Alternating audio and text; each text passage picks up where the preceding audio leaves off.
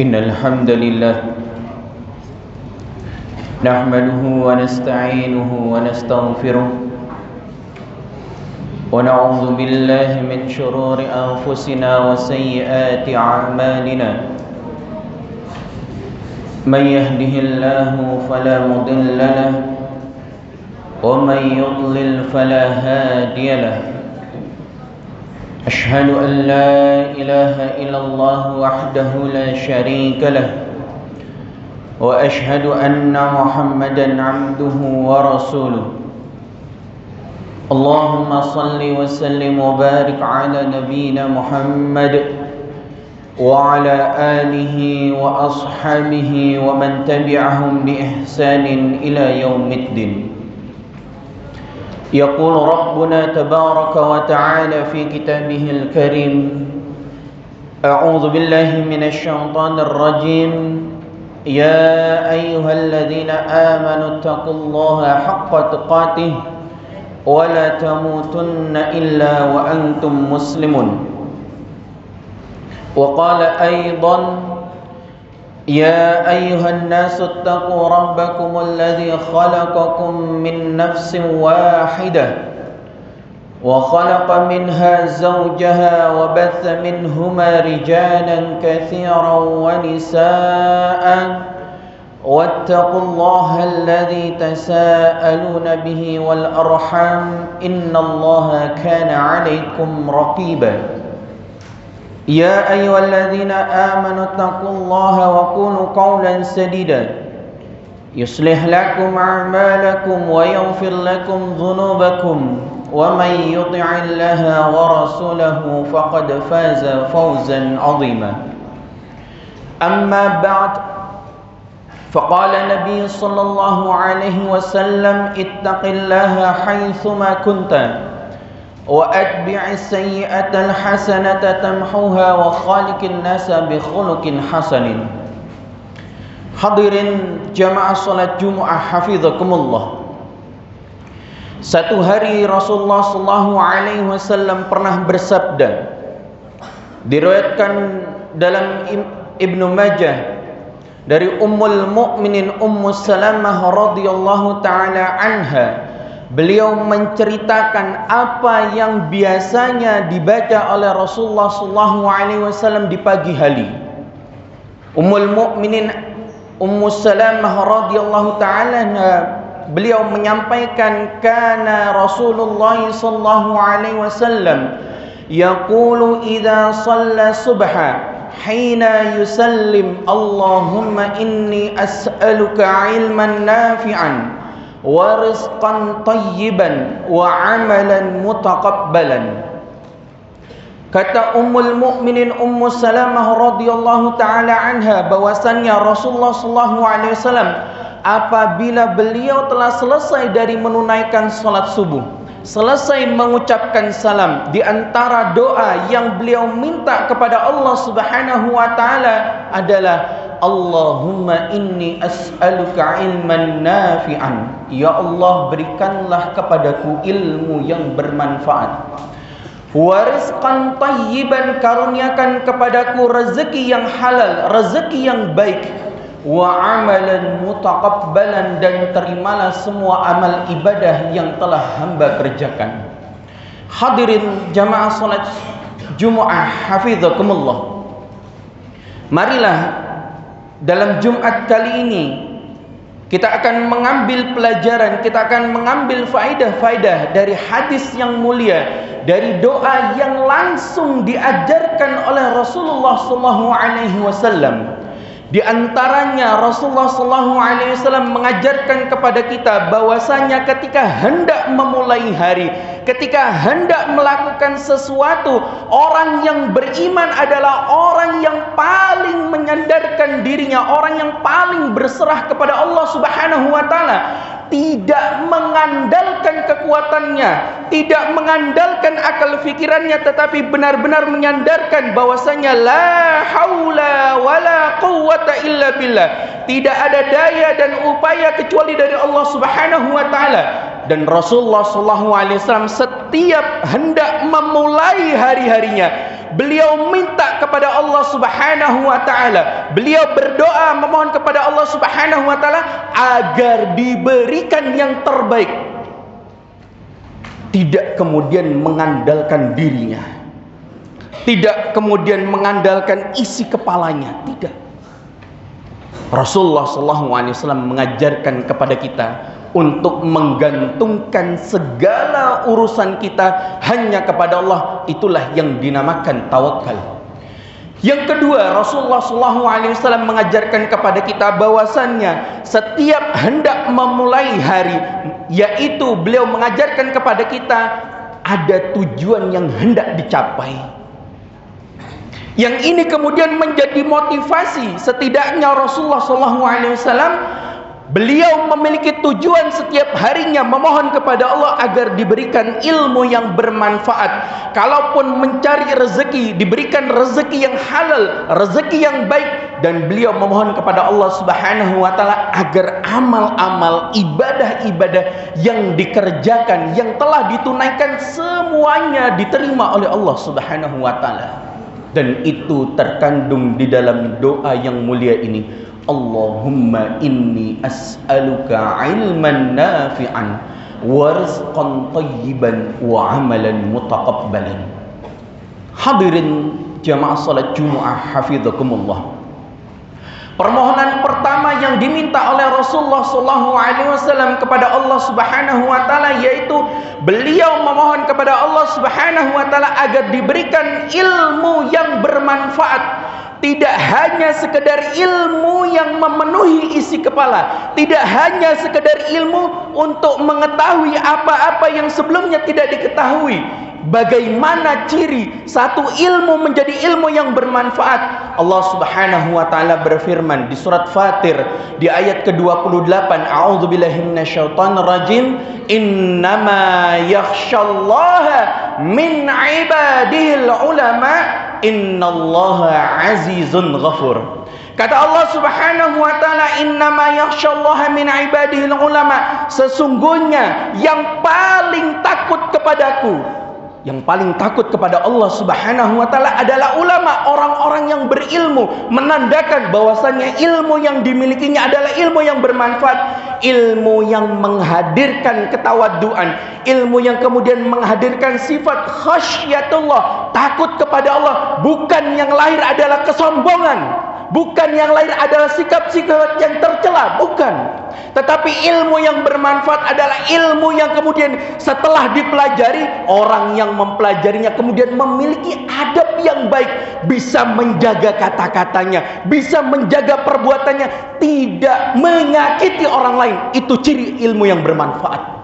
Akan tetapi ketika seseorang setelah belajar memiliki ilmu, katakan dia mendapatkan nilai yang bagus dari setiap pelajaran yang dia pelajari, kemudian yang hadir adalah sifat-sifat yang tercela, sifat-sifat yang sombong, dapat dipastikan ilmu yang dipelajarinya bukanlah ilmu yang bermanfaat. Perhatikan Qarun dengan semua kekayaan yang dia miliki, tidak kemudian menghadirkan rasa takut kepada Allah Subhanahu wa taala.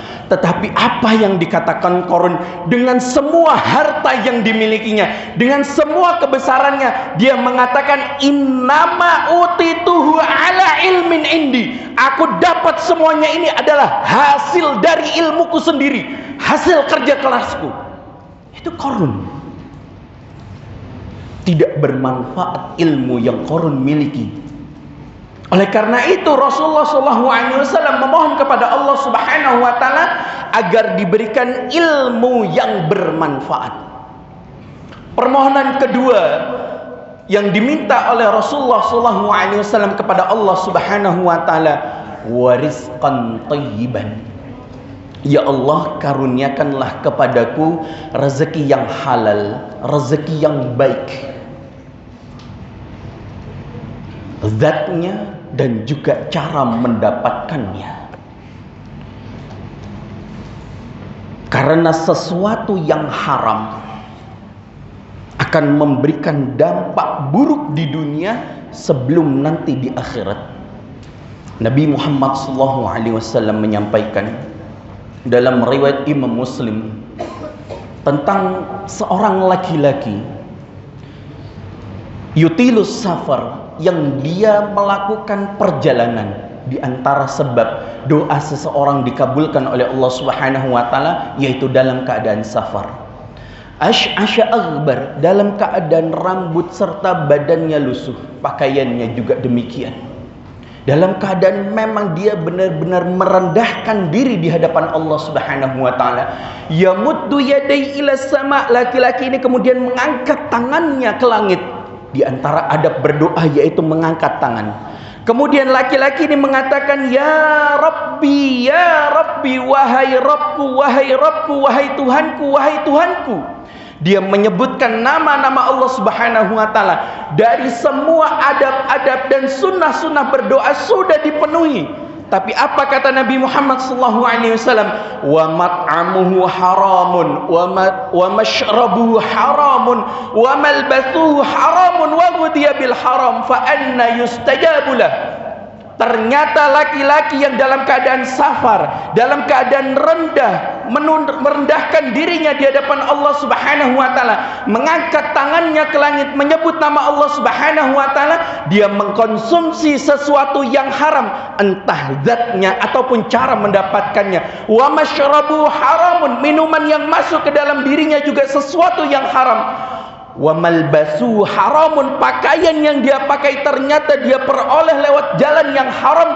Wa ghudhiya bil haram, dan dia dipenuhi dengan sesuatu yang haram. Fa anna yustajabulah, bagaimana Allah Ta'ala akan mengabulkan doa orang yang demikian? Allah Ta'ala tidak akan mengabulkan doa seseorang yang masih dipenuhi oleh perkara-perkara yang haram.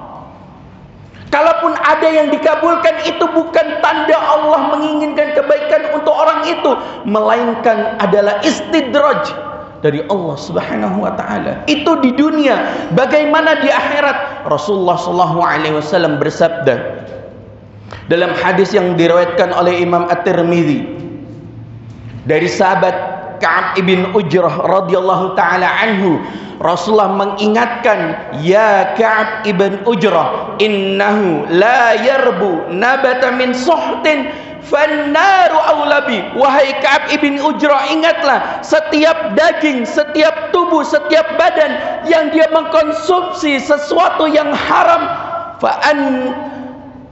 fannaru awlabi, maka neraka lebih berhak untuk daging yang demikian. Oleh karena itu, di antara tugas terberat seorang kepala rumah tangga, Allah Ta'ala sampaikan di surat At-Tahrim di ayat yang ke-6, a'udzubillahi minasyaitonirrajim, ya ayyuhalladzina amanu ku anfusakum wa ahlikum nara. Wahai orang-orang yang beriman, jagalah dirimu, wa ahlikum, serta keluargamu, naron, dari siksa api neraka. Apa kata Imam Ibnu Katsir rahimahullah taala ketika menerangkan ayat ke-6 dari surat At-Tahrim ini? Hendaknya kepala rumah tangga memberikan sesuatu, memberikan rezeki kepada dirinya dan juga keluarganya dari sesuatu yang halal. Aqulu qauli hadza wa astaghfirullah li wa lakum innahu wal ghafurur rahim.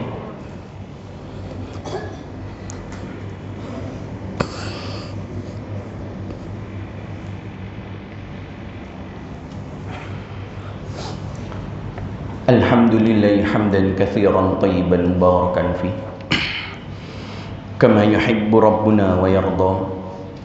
Allahumma salli wa sallim wa barik ala nabiyyina Muhammadin wa ala alihi wa ashabi ajma'in. Hadirin jamaah salat Jumat hafizakumullah. Setelah Nabi Muhammad sallallahu alaihi wasallam memohon kepada Allah agar diberikan ilmu yang bermanfaat, diberikan rezeki yang halal dan baik, permohonan ketiga yang diminta oleh Rasulullah SAW adalah wa amalan mutaqabbalan, agar setiap amal-amal, setiap ibadah-ibadah yang telah dikerjakan semuanya diterima oleh Allah Subhanahu wa taala. Para ulama ketika menerangkan hadis ini, kenapa memohon agar amal-amal diterima oleh Allah Subhanahu wa taala diletakkan setelah Rasulullah memohon kepada Allah Subhanahu wa taala ilmu yang bermanfaat. Di antaranya para ulama menyampaikan mustahil Amal seseorang itu akan diterima oleh Allah Subhanahu wa taala kalau dia mengerjakan amalan itu tanpa diawali dengan ilmu yang bermanfaat. Allah Subhanahu wa taala berfirman di Al-Qur'an di surat Al-Furqan di ayat ke-23, a'udzubillahi minasyaitonirrajim, wa qadimna ila ma 'amilu min 'amalin faj'alnahu haba'an mansura. Allah Ta'ala berfirman, wa qadimna ila ma 'amilu min 'amalin, dan kami hadapkan, kami datangkan segala amalan-amalan seseorang ketika di dunia, semuanya didatangkan oleh Allah Subhanahu wa taala. Faj'alnahu haba'an mansura, maka aku jadikan, kata Allah Subhanahu wa taala, semua amalan itu tidak diberikan balasan pahala, bahkan dijadikan oleh Allah Subhanahu wa taala haba'an mansura, debu-debu yang berterbangan. Kenapa kemudian ada orang-orang yang kemudian amal-amalnya banyak ketika di dunia, tetapi ketika di akhirat dijadikan oleh Allah Subhanahu wa taala debu-debu yang berterbangan? Di antaranya orang ini ketika mengerjakan satu ibadah, saat mengerjakannya dia tidak ikhlas, bukan karena Allah Subhanahu wa taala.